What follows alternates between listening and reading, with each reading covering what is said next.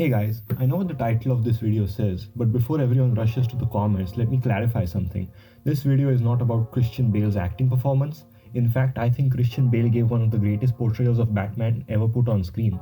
He's easily in my top 3 live action Batman alongside Robert Pattinson, Michael Keaton, and Ben Affleck, so that would be 4.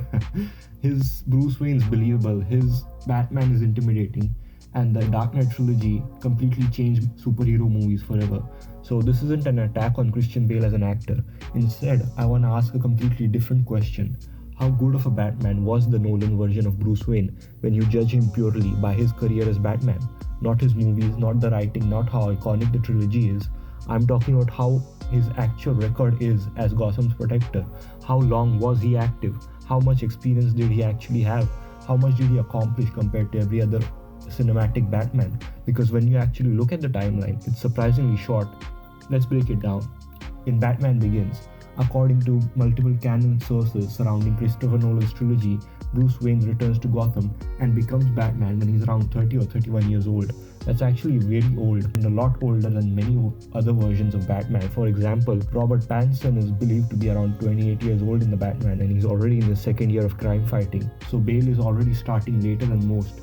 In Batman Begins, Bruce spends months dismantling Carmine Falcone's empire, taking down the League of Shadows plot, and stopping Ra's al Ghul from destroying Gotham. But by the end of the film, Batman has officially established himself as Gotham's protector.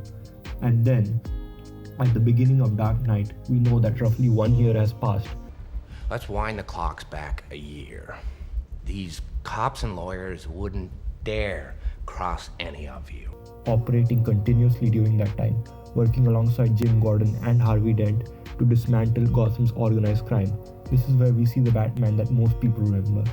He's experienced, confident, feared by criminals, and this is the peak of Christian Bale's Batman. But here's the thing, this is also the end of his career. By the end of The Dark Knight, Harvey Dent dies, Batman takes the blame for Dent's crimes, and Gotham believes Batman has become a murderer. Bruce Wayne retires completely. Now here's where things become really interesting. The Dark Knight Rises opens 8 years later, not 8 years of Batman protecting Gotham, 8 years of Bruce Wayne doing absolutely nothing as Batman. He's retired, his body is deteriorated, his knee is damaged, he barely leaves Wayne Manor. The bat signal has been used for years, Batman has become nothing more than a legend. And then Bane arrives in Gotham. Bruce decides to put the suit back on, and even then, his comeback doesn't even last very long. From everything we are shown in The Dark Knight Rises, Batman lasts approximately 6 months. During that time, he fights Bane, gets completely defeated, has his back broken, gets imprisoned in the pit, escapes, returns to Gotham, defeats Bane and Talia al Ghul, then apparently sacrifices himself to save the city before secretly retiring with Catwoman. And that's it. His career is over. Forever. So how long was Christian Bale actually Batman? So if we add everything together, around 6 months during Batman Begins, roughly 1 year between Batman Begins and The Dark Knight, and another 6 months during The Dark Knight Rises. So that gives us basically like 1.5 years of actual crime fighting. 1.5 years, that's it. That's the entire career of arguably the most iconic live action Batman ever made. Think about that for a second. The Batman most people think of, the Batman that I think of, the Batman of my childhood, when they imagine Gotham's greatest protector, was like only Batman for around 18 months. I really want to compare him to first with Robert Pattinson. So here's the part that surprised me. Robert Pattinson's Batman is just constantly described as being young, inexperienced, reckless, and still learning, but the Batman explicitly takes place during year 2. By the time the first movie ends, Pattinson has already been Batman for like 2 years. That already surpasses Christian Bale's entire active career. And by the time the Batman Part 2 releases, assuming another year or 2 passes in the universe, Pattinson could have easily been like Batman for 3 or 4 years. So that means that the Batman that's like considered the rookie, like the new Batman who doesn't know what he's doing, has already spent like more time protecting Gotham than Christopher Nolan's legendary Dark Knight. Let's compare him to another Batman that I like, Michael Keaton. Michael Keaton has already been Batman for like 2 years, long before the events of the 1989 film take place.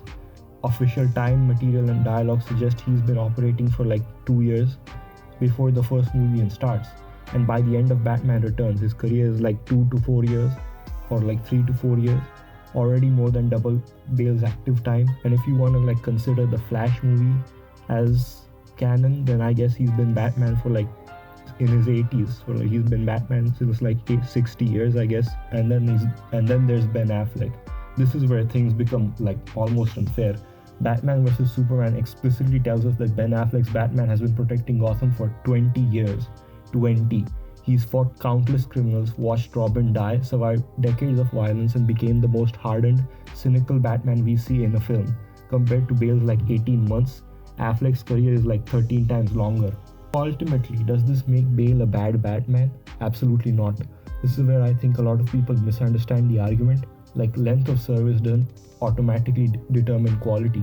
Christian Bale faced Ra's al Ghul, Scarecrow, Joker, Two-Face, Bane, and Talia al Ghul all in like a span of 2 years.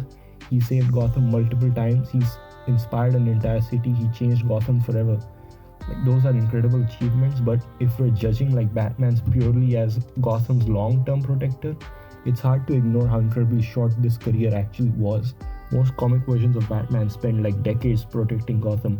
Some animated versions have been Batman for like more than 10 years. Even Ben Affleck's Batman has been operating for like 20 years before Batman vs Superman.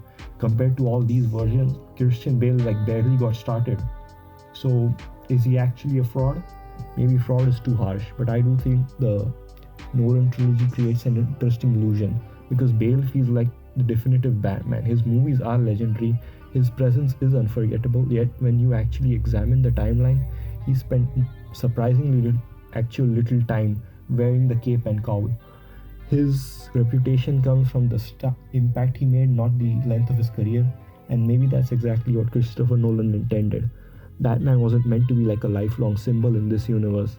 He was the hero Gotham needed for a brief moment in its history. He arrived, he changed the city forever, and then he just disappeared.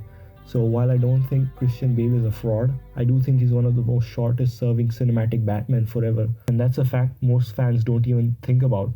But what do you guys think? Does Batman's legacy depend on how long he protects Gotham? Or is it about what he accomplishes while he's wearing the cape? Let me know down in the comments. And if you enjoyed the video, don't forget to like, subscribe, and I'll see you all in the next one.